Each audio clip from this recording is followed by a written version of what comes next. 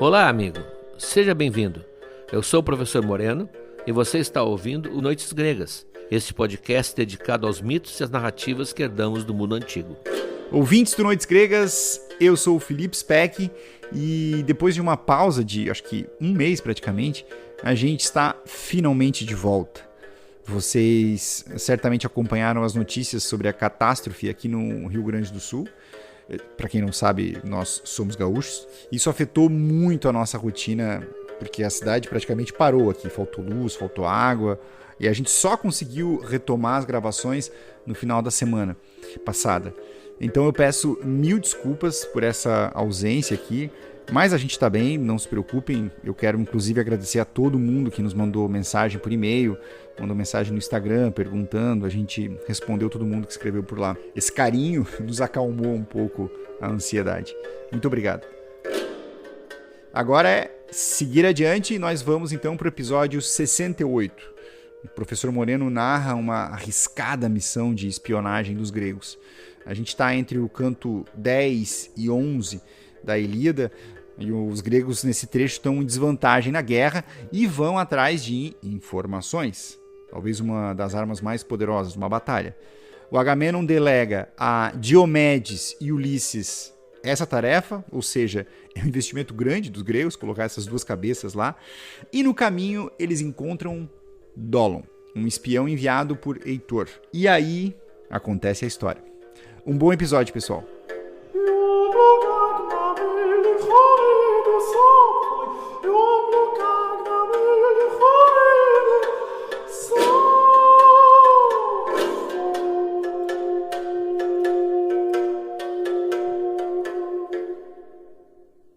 Desde o início dessa narrativa, o pivô da Ilíada, em que Homero conta apenas um episódio da saga de Troia, o pivô da Ilíada é a ira de Aquiles contra o autoritarismo de Agamenon, que faz com que o mais importante guerreiro da esquadra grega se retire da luta, como nós vimos, fazendo uma greve na sua tenda, e vai perdurar enquanto Agamenon não se retratar e restaurar a honra que está ferida.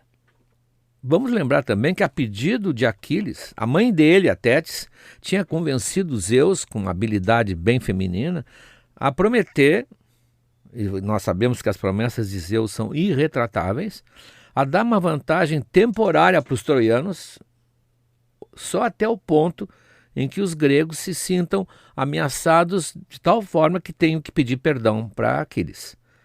Esse é o jogo que está por trás de toda a Ilíada. Ajudar os troianos, mas até ali.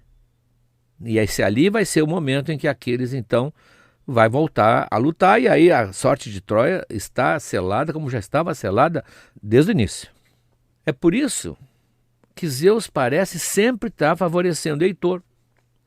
Sempre ele ajuda os guerreiros troianos, ele não torce por Troia. Zeus é grego, os troianos não são gregos. Zeus não vai jogar contra os seus próprios conterrâneos. Então Zeus continua a fazer o que é um jogo e que nós temos que saber disso. Até que Agamenon desça de cima do salto alto e vai lá se humilhar diante de Aquiles. É isso que é importante que você se dê conta. Fora Zeus, só nós aqui do Noites e vocês que estão ouvindo sabem o que está acontecendo. Os outros estão agindo com uma visão completamente trocada.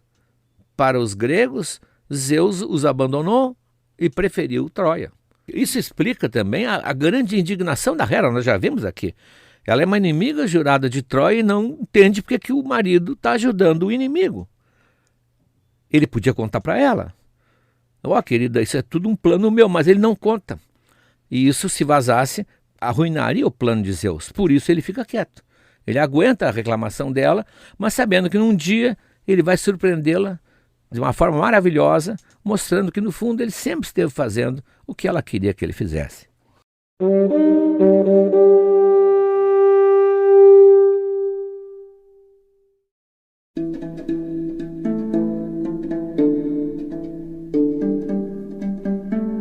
Como nós que estamos sabendo de tudo, vimos no episódio anterior, os planos dele estão dando certo. Uma onda de sorte, de sucesso, foi fazendo os troianos crescerem e saírem das muralhas, o que foi inédito no episódio anterior. A força militar troiana saía da muralha para brigar na planície, mas dessa vez eles saem e acampam fora, o que mostra que eles estão entrando num território que antes era neutro, já não é mais neutro, e o próximo passo serão os navios no acampamento grego.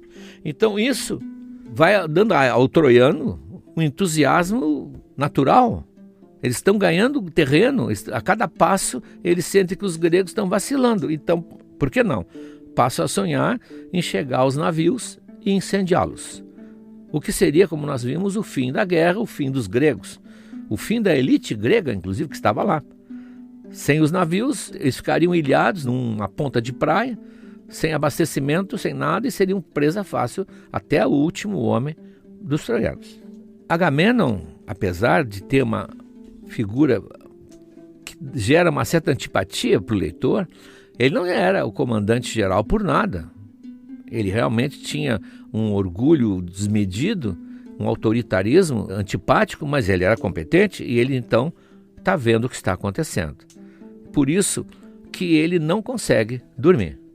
Ele sabe que no dia seguinte, já que nós deixamos todos no episódio anterior, indo descansar, porque o dia seguinte ia ser uma batalha feroz.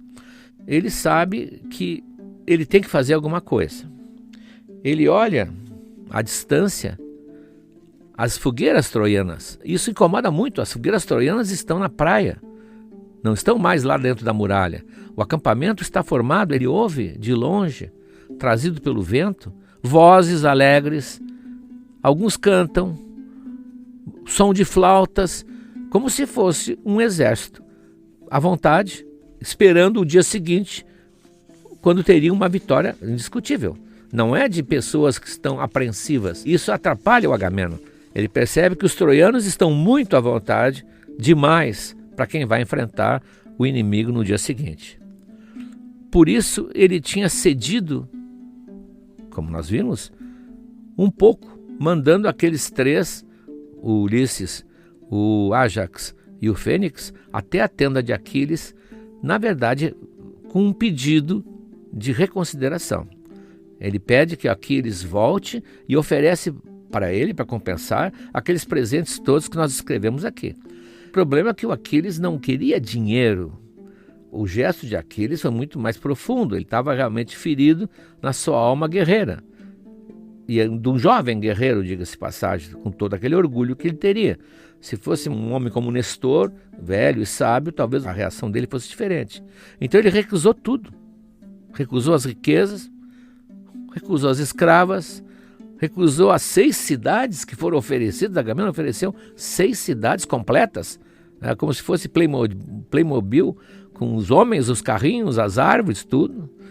Recusou até casar com uma filha de Agamenon. Ele passaria a fazer parte da família real, que seria poderosíssimo depois, pela própria passagem do tempo. Também, como nós vimos, eles voltaram de cabeça baixa, não tinham conseguido nada, ainda receberam o sermão do Aquiles e vieram dizer que era inútil e que eles não contariam com Aquiles no dia seguinte. É quase como contratar um grande atleta. Eles estavam esperando que ele voltasse e o dia seguinte, ao raiar o sol, brilharia então na planície a sua armadura terrível. Os troianos, só em ver aquele brilho, já sofreriam na alma um baque tremendo. Agora, enquanto os outros descansam ou tentam descansar, Agamenon não consegue conciliar o sono.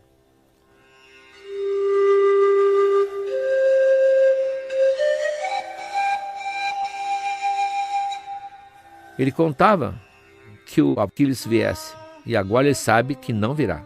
E olha ao longe, de noite se enxerga de longe, as fogueiras alegres dos troianos, e ouve, tocada pelo vento, a voz de muitos deles, e alguns cantam, outros tocam flauta, como se preparassem para uma festa, e não para uma batalha do dia seguinte. Eles pensam que vão vencer.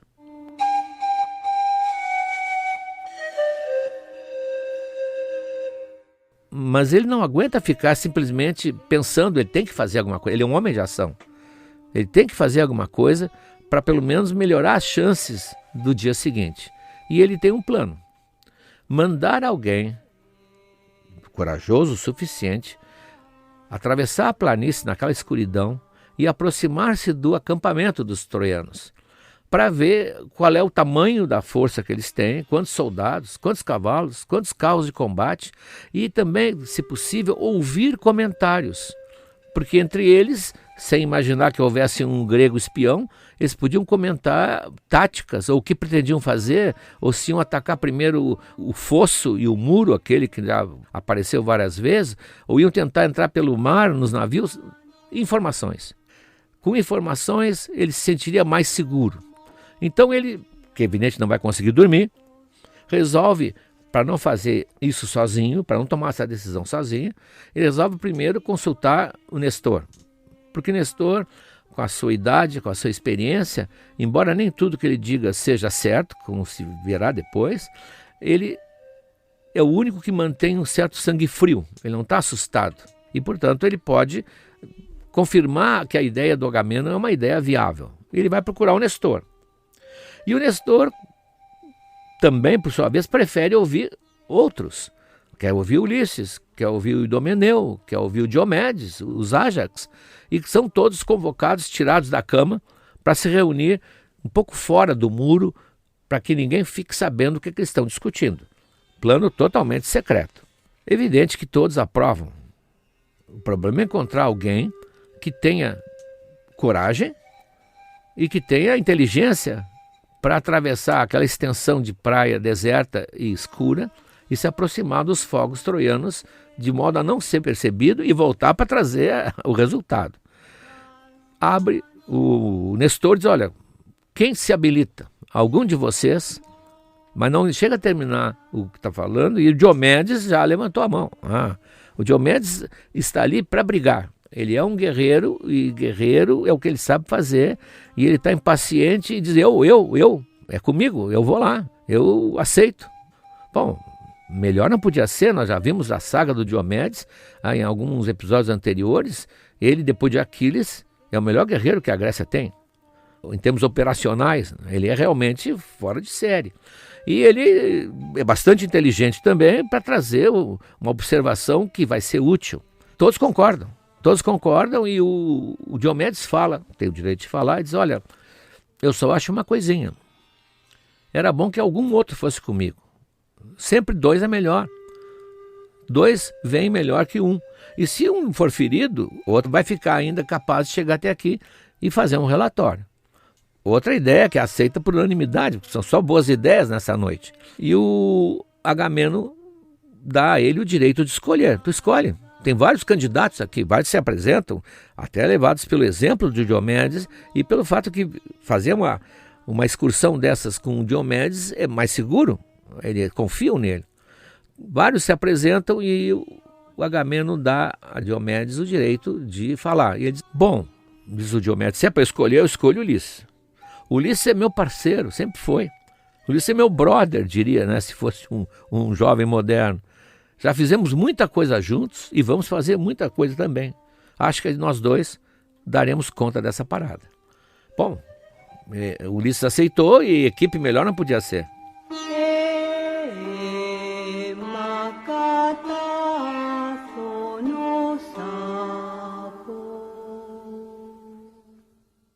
Então é a grande aventura noturna da Ilíada, porque a Ilíada se passa sempre à luz do sol da Grécia, do céu azul, e agora vai ter uma aventura que não é comum na epopeia, à noite, que é sorrateira, é muito mais para espiões do que para guerreiros.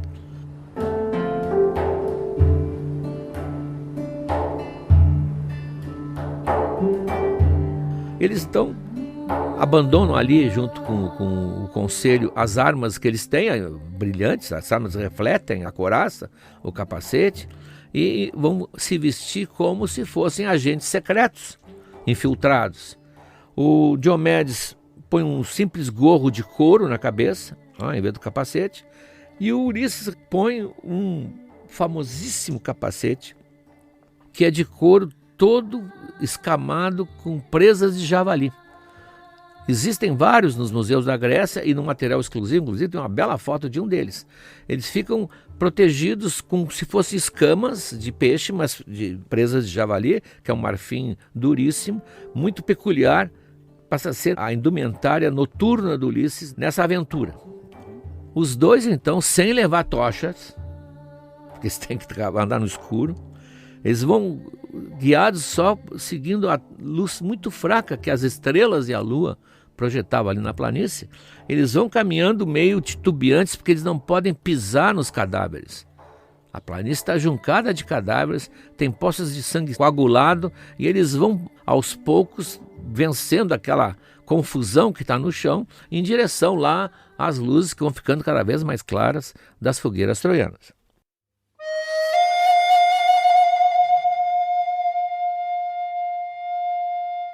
Mal eles saem do acampamento, passa uma garça dando um grito de garça, seja lá qual que é isso, e eles percebem que isso é um aviso da Atena. Atena vai acompanhá-los e o voo da garça é uma espécie assim de aviso: estou com vocês, estamos juntos. É uma espécie de, a minha filha menor disse que era um laiquinho de Atena. Podem ir, podem que eu garanto. Então com esse apoio, que eles já sabem agora que ela está ali, né, embora invisível, eles vão confiantes avançando em direção ao acampamento de Troia.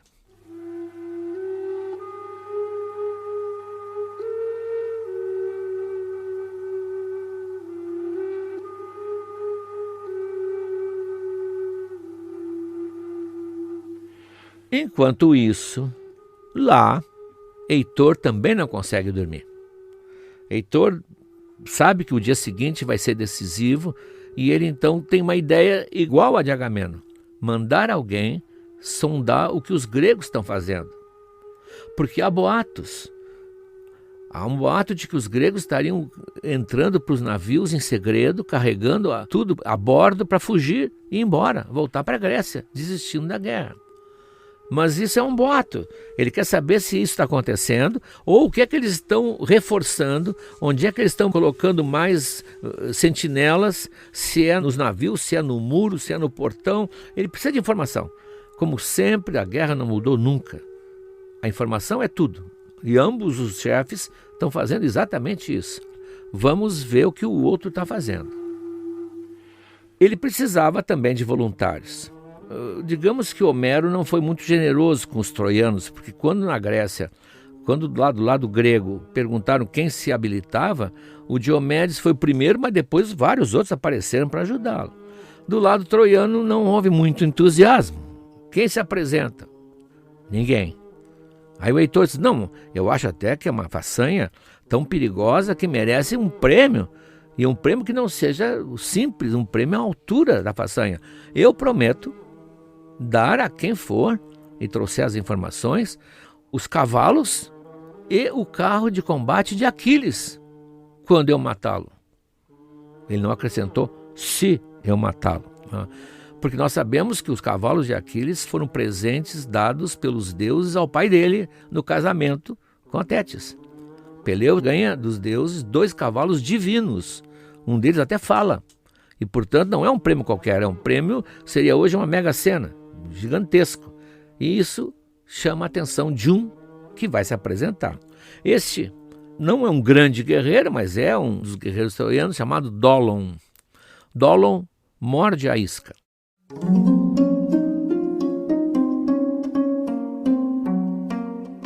O Dólon vinha de uma família muito rica, mas era muito feio. O Homero diz que ele era muito feio. Uma época em que a beleza física era muito cultuada, né? Todos os heróis, segundo a descrição na Ilíada, são atores de cinema, todos eles. O Dólon não, o Dólon é feio. Mas era muito arguto, ele era muito esperto, ele era assim meio trapaceiro. Até dizem que o nome dele combinava, porque Dólon estaria ligado ao dolo, exatamente ao engano. Em grego é engano, trapaça, né? Então ele diz: eu vou, mas ele não confiava muito no Heitor. Pessoas que são desonestas não confiam nos outros, né? Eu vou, mas eu quero que o Heitor jure solenemente que vai me dar esse prêmio.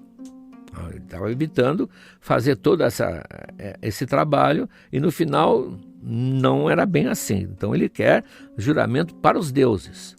Então o Heitor pega o cetro dele, ergue em direção ao Olimpo e diz: olha, eu juro que os cavalos e o carro de combate de Aquiles pertencerão a Dólon pelo serviço que ele fez para a pátria troiana.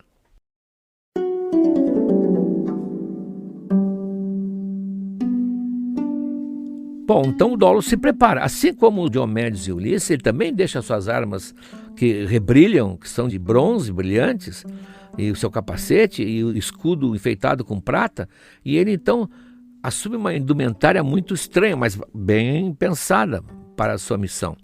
Ele põe um gorro de pele de marta, um gorro de pele, portanto ele fica como se fosse uma cabeça quase de um animal, e põe sobre ele todo uma pele de um grande lobo cinzento. Com essa pele de lobo cinzento, de noite ele fica praticamente invisível. Ele pretende, explica, andar de 4 quando chegar perto do acampamento, e se alguém o enxergar, vai enxergar um vulto, vai achar que é um lobo e não vai ligar, né? Porque a planície, nessa altura, tem vários animais predadores comendo a carne dos cadáveres. A cena é apocalíptica, né? Não é bonito. Um campo de batalha em que morreram milhares no dia anterior.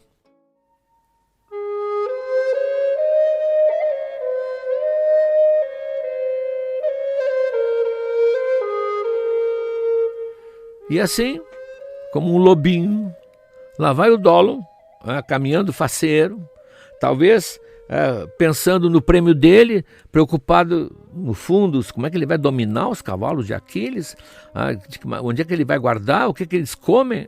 Então ele vai pensando já no que ele vai ganhar e não se dá conta que o seu caminho, por azar, vai exatamente em direção ao caminho que vem vindo o Diomedes e Ulisses. Ao vê-lo se aproximar, Ulisses e Diomedes param de caminhar, ficam em silêncio, se acocoram junto aos cadáveres que estão por ali e esperam ele passar. Dólon passa por ele, não se dá conta, é claro, e vai em direção ao navio dos gregos. 100 metros mais ou menos, eles então levantam e começam a persegui-lo. Ora, ele se vira para trás, ouve o barulho de passos e pensa, devem ser troianos que vieram me avisar que o Heitor desistiu da oferta, pode ser. Ou vieram se juntar a mim. Na cabeça dele, quem vem daquela direção está vindo do acampamento troiano. E por isso ele cai facilmente nas mãos dos dois, que prendem os braços dele, e ele se dá conta que caiu em mãos erradas.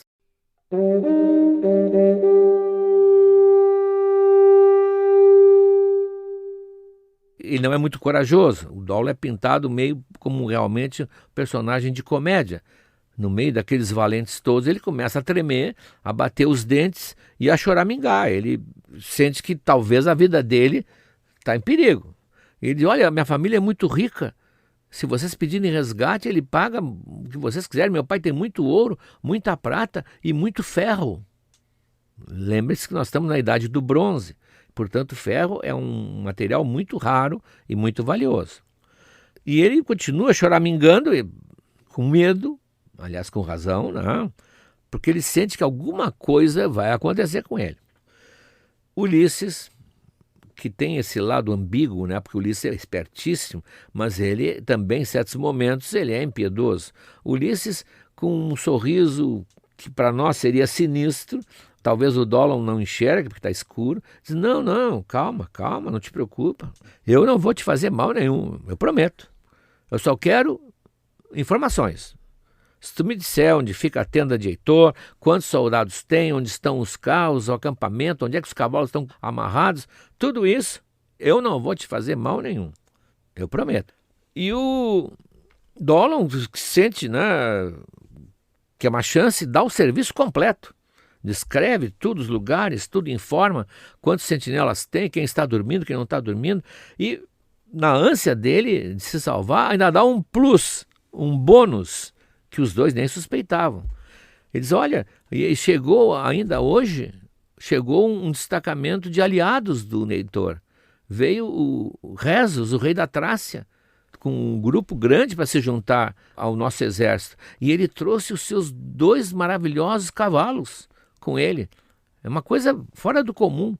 E não acampou bem junto com o Heitor, acampou lá assim, dá exatamente o lugar onde estaria o rei, esse que chegou e deve estar descansando da viagem que os trouxe da Trácia. A Trácia fica bem no norte da Grécia, é mais perto de Troia do que Atenas, mas eles vieram viajando a cavalo. Devem estar cansados, devem estar dormindo. Mas vão lá, vocês façam assim, me amarrem aqui, ou me levem lá para os navios, me deixem lá, e vocês vão ver se não eu estou falando a verdade. Quando vocês voltarem, vocês vão perceber que eu não menti em nada. Mas o Diomedes, que ouvia tudo isso, sem dizer nada, com um olhar um tanto sombrio, como diz Homero, que tinha visão noturna pelo jeito, tirou qualquer esperança do coitado. Sinto muito, amigo, mas não vai ser assim. Se eu te poupar hoje, amanhã tu vai me espionar de novo. Ou pior, eu vou te encontrar no combate com uma espada na mão. Agora, se eu acabar contigo agora mesmo, tu não vai me causar mais problema. E assim dizendo, enquanto o Dolon, com as mãos erguidas e tentando pegar o queixo dele, que é a posição do suplicante, né? A posição do suplicante sempre é agachado, abraçado aos joelhos do vencedor e tentando tocar no queixo ou na barba. Foi até como a Tétis pediu a Zeus para intervir, para favorecer o Aquiles. Lembram que nós vimos isso naquela cena. Ele, com as mãos erguidas para pedir pela sua clemência, não teve tempo de terminar a frase, porque a cabeça dele rolou no pó da planície. Diomedes o havia decapitado. É uma cena, aliás, que nos lembra a todo momento que a Ilíada não é uma história cor-de-rosa.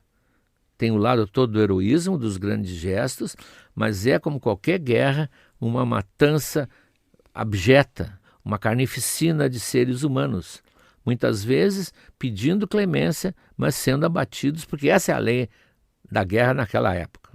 Depois se instituíram todas as convenções que também não são respeitadas em grande parte do mundo.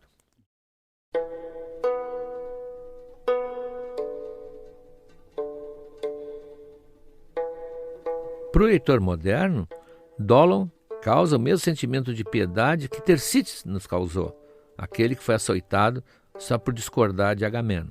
Não é uma história de homens do século XXI, mas é uma história de guerra, de guerreiros que vivem pela honra da vitória e que não dão tanto valor à vida sua ou à do outro como nós aprendemos a dar. As informações foram de grande utilidade. Eles não têm a menor ideia dessa chegada de Rezo. E abandonam, inclusive, o objetivo da missão de procurar informações e vão direto para o acampamento, realmente de uma tropa cansada que viajou dias e dias para chegar ali. Diomedes começa a matar um por um em segredo, como um infiltrado mesmo, vai passando a espada na garganta de um por um dos sentinelas, enquanto Ulisses vai procurar os 2 magníficos cavalos, que juntamente com os 2 cavalos de Aquiles se tornam as estrelas da guerra de Troia. São cavalos divinos, de deuses, com propriedades, com capacidade, uma beleza fulgurante. São brancos, como diz Homero, mais brancos do que a neve, mais rápidos do que o vento. Então, enquanto Ulisses vai lá dominar os 2 cavalos, Diomedes faz a sua matança, mata uma dúzia de sentinelas e, evidentemente, para fechar a conta, vai lá e mata o pobre do Rezos, que não chegou a combater, morre no dia da chegada. As malas nem foram desfeitas ainda. Ele já está morto. Por ele ia continuar ali porque está fácil. Ele está como pescando num aquário, está cheio de guerreiros adormecidos, os sentinelas já estão mortos, e ele meio que hesita, mas o Ulisses assobia, chamando, monta num cavalo, ele monta no outro, e Atena, invisível, diz, olha, caiam fora, que daqui a pouco os troianos acordam e vocês não vão escapar. E eles vão galopando, triunfantes, dando gritos de vitória em direção ao seu próprio acampamento, onde ouvem eles chegarem. Houve aquela barulheira, aquela algazarra, e Nestor percebe que eles estão voltando e estão voltando com algo muito bom. Eles chegam, dizem o que aconteceu e muitos vão entender. A primeira coisa que eles fazem é, exaustos, ensanguentados, cobertos de pó, eles vão se atirar no mar. Entram no mar até o peito, como se fosse uma cerimônia de purificação. Ali ficam até se sentir mais leves, porque as ondas iam levando o sangue, o suor, a poeira que estava tudo acumulado neles e talvez o cheiro da morte, até que eles saem, se banham de verdade e vão comemorar numa mesa, tomando vinho, o grande sucesso da expedição e dedicando então isso à deusa Atena, que sem ela não teria acontecido. Só que eles têm que dormir o mínimo, porque o dia seguinte está próximo e vai ser duríssimo.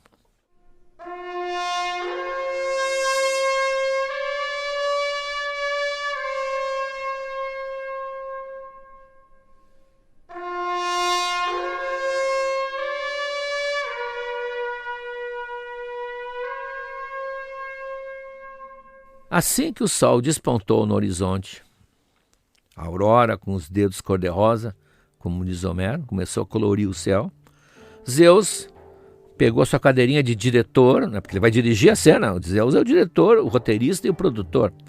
Zeus pegou sua cadeirinha de diretor, instalou-se e mandou que Eris, a deusa da discórdia, lembra aquela que jogou a maçã para as deusas no casamento de Peleu e Tétis, o que deu origem a toda essa confusão, manda Eris descer no acampamento grego e com os seus gritos selvagens incutir nos gregos uma vontade de lutar, uma gana contra o inimigo para reforçar a sua ação naquele dia, porque Zeus tem medo que muitos se acovardem, deem para trás e aí vão afrouxar o combate e os troianos vão terminar vencendo. Ele não quer que os troianos vençam, ele quer que os troianos assustem os gregos, mas até ali. Então ele faz a Eris atiçar os gregos, como se fosse cachorro, para brigar. E eles então não querem mais nada, não pensam em mais nada.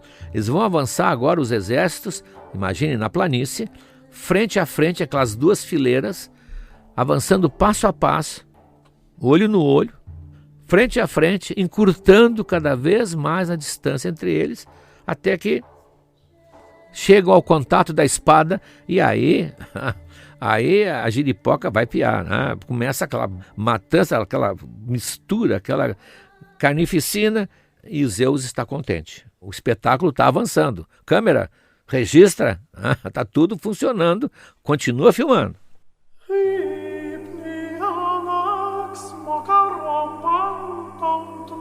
Eris era a única deusa que estava lá. E os outros que tinham seus protegidos estão em casa, recolhidos. O Zeus proibiu eles de descerem. Lá em cima vocês ficam, ninguém vai se meter. Porque senão ia ser muito confuso, porque havia os deuses que protegiam os gregos e os deuses que protegiam os troianos. Então, eles só podem ficar lá aproveitando o tempo para falar mal dos Zeus, comentar seu autoritarismo, mas uns acusando e outros cumprimentando Zeus por estar ajudando os troianos. Os que eram pró-gregos reclamavam, os que eram pró-troianos estavam alegres, só que eles não sabiam que no fundo tudo isso teria uma invertida, evidentemente, a favor da Grécia.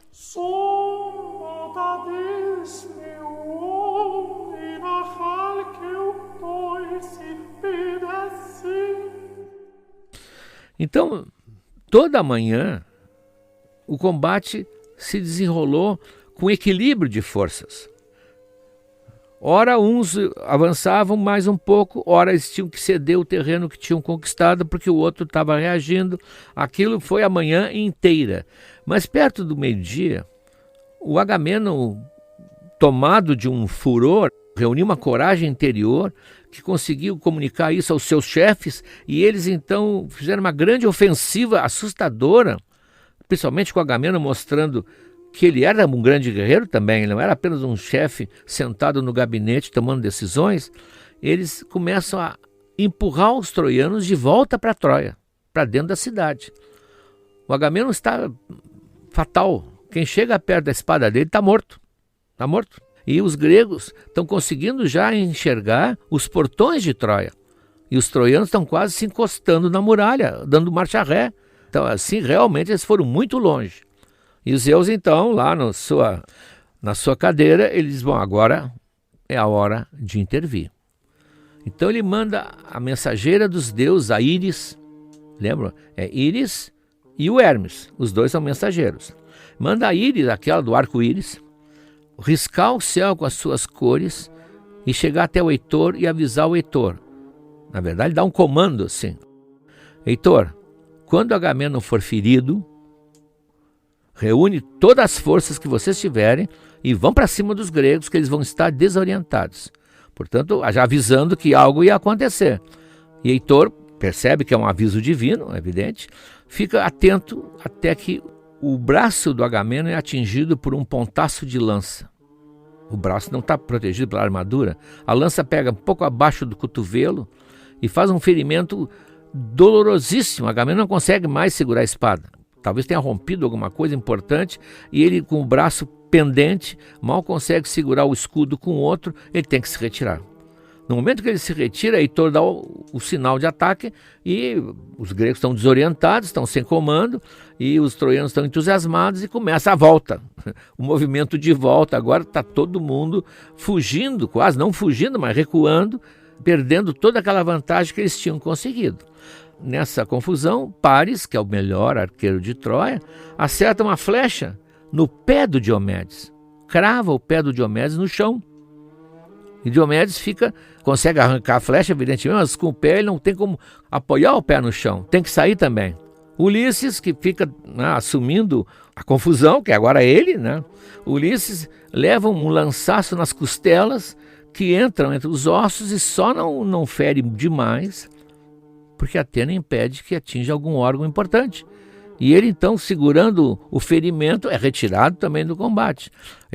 Começa a bater a miudinha nos gregos. O Macaon, que é um personagem importante, porque ele é o médico geral do exército. Macaon é filho do Esculápio, o deus da medicina, e ele estudou com o Quiron, como Aquiles também estudou com o Quiron, e Quiron lhe ensinou a arte da medicina. Ele é o cirurgião do exército. E ele é ferido também pelo Paris, de novo, com uma flecha no ombro, e o braço fica pendido e tem que ser colocado num carro para ser levado de volta, para não cair na mão do inimigo. Então, é um Deus nos acuda. É um Deus nos acuda. A maior parte dos guerreiros importantes, em menos de uma hora, estão fora de combate. E o Heitor cresce. Heitor, evidentemente, cresce. Quem não estava assistindo o combate, que estava de longe, era Aquiles. Aquiles está lá na sua tenda, em volta dele as tendas dos seus soldados, os mirmidões, a tenda do Pátroclo, e ali é uma espécie de oásis. Ninguém está preocupado com a guerra porque ele está de greve, como nós vimos. Mas ele vê ecos da guerra. Ele vê passarem carros com feridos, ele ouve gritos, pessoas anunciando que fulano morreu, então ele está atento. E ele vê passar no carro do Nestor, deitado no carro, não de pé, o Macaon. Parecia que era o Macaon, que estava com o cabelo revolto e ensanguentado, e ele vê passar e diz, Pátroclo, acho que o Macaon passou aqui. Eu queria saber o que aconteceu com ele. É amigo? Ele é amigo, colega. Mas eu não vou lá. Vai tu lá, vai lá no Nestor, porque o Macaon passou no carro do Nestor. Vai lá falar com o Nestor e pergunta o que houve, se ele está bem ou não está bem.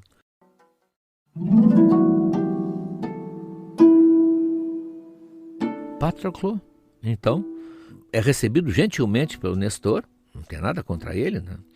Aliás, ele se dá bem com todo mundo, ele é um bom sujeito, enquanto o Aquiles é um cão raivoso, o Pátroclo sabe levar as pessoas, inclusive até a Briseida, que era a mulher de Aquiles, gostava muito da gentileza com que ele tratava. Ele vai falar com o Nestor e quer saber primeiro se era Macaon. É Macaon. E o ferimento, disse, não é grave, o ferimento vai ser curado, não é mortal, mas... E aí o Nestor começa a chorar as mágoas. Está todo mundo ferido, o nosso pessoal está todo aqui, Agamenon, Ulisses, Diomedes, Macaon, eu escapei por pouco também, nós estamos em inferioridade total. O Aquiles tinha que voltar, tu é amigo dele. Eu estava lá com teu pai, quando tu vieste para a guerra e ele te recomendou, eu ouvi, dizendo: Patroclo, tu é mais velho que o Aquiles. Tu não é um guerreiro tão forte quanto Aquiles, mas tu é mais velho e a ti cabe cuidar do que ele faz, orientá-lo, ajudá-lo. Pois então, Patroclo, por que tu não pode convencê-lo a voltar? Está todo mundo morrendo, seus amigos, antigos amigos ao menos, estão morrendo ou estão feridos. Tenta convencer. Não sei se pela cara que o Patroclo fez, né? Ele achou que também não ia adiantar muito. Então, se não adiantar, se ele não quiser, se ele ainda está magoado, se ele ainda está se sentindo ofendido, quem sabe tu pede emprestada a armadura dele. Se os troianos virem a armadura dele aparecer na planície, vai ser o efeito de um raio de Zeus. Eles não vão ficar. Nenhum troiano terá coragem de ficar fora dos portões da muralha se souber que Aquiles está de volta. Vocês têm mais ou menos o mesmo porte. Só aparecer. Pergunta para ele. Aceita essa ideia. Tu vais ver como isso vai ajudar muito o exército grego.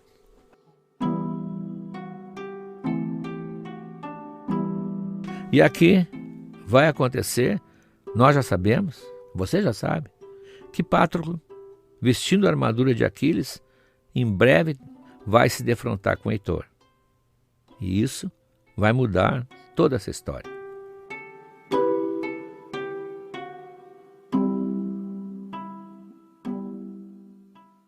No material exclusivo, nós temos um texto de uma peça não muito conhecida, pouco conhecida, intitulada Rezo. É uma obra que foi atribuída ao poeta Eurípides, mas isso é bem discutível, inclusive alguns acreditam que foi um autor chamado Pseudo-Eurípides. Essa peça tem a figura do Dólon, mas aqui ele aparece mais tragicômico, o que destoa um pouco do tom da epopeia, da Ilíada. Aliás, esse trecho da Ilíada é bastante peculiar, nós comentamos inclusive que ele acontece à noite, o que é bastante incomum.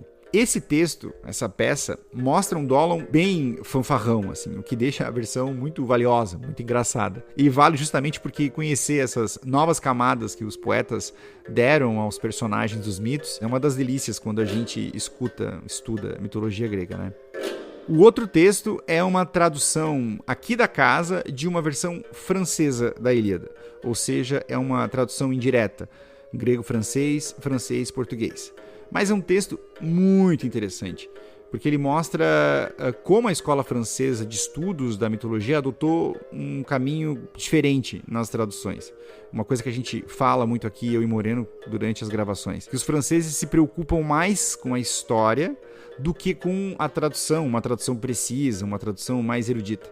Isso faz com que as traduções em francês da Ilíada fiquem menos áridas. O texto é bastante árido, né? A Ilíada não é um texto simples. A Ilíada em francês fica mais fluida. A versão em francês é mais gostosa de ler. O autor que traduziu do grego para o francês se chama Paul Masson e o senhor que traduziu do francês para o português se chama Cláudio Moreno. Tá bom, pessoal? É isso. Um abraço para vocês. Se você puder apoiar o nosso trabalho, ficamos muito gratos. Esse apoio é o que mantém o projeto no ar. Para apoiar é só entrar em noitesgregas.com.br/apoiar. O link está na descrição dos episódios. Um abraço, gente. Até o próximo episódio.